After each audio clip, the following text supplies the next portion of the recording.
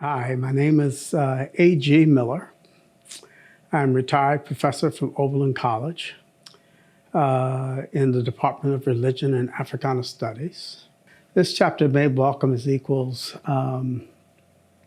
is my attempt to try to portray the town of Oberlin as it is emerging in the early, mid 19th century, before the Civil War, as a community that is trying to create justice, to try to build a community of people who are both abolitionists and revivalists, who are committed to trying to work out a world in which all people can live as equals.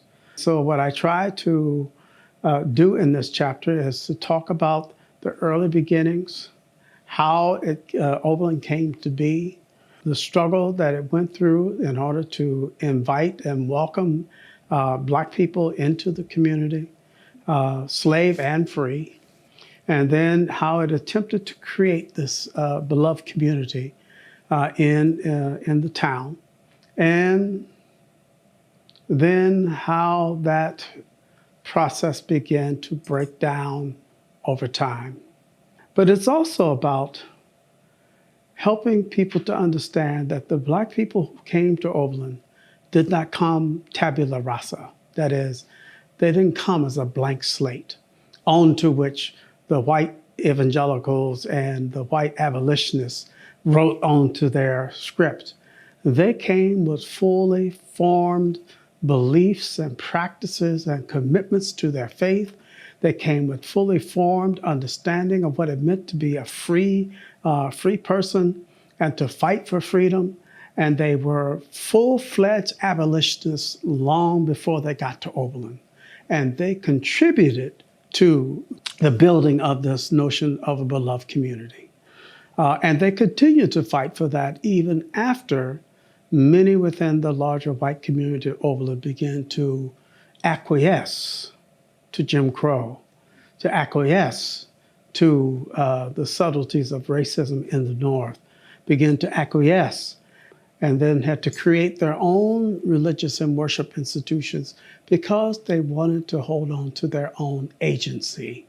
This chapter is particularly about Black people's agency in the fight for their right and to be seen as equals in the Oberlin community.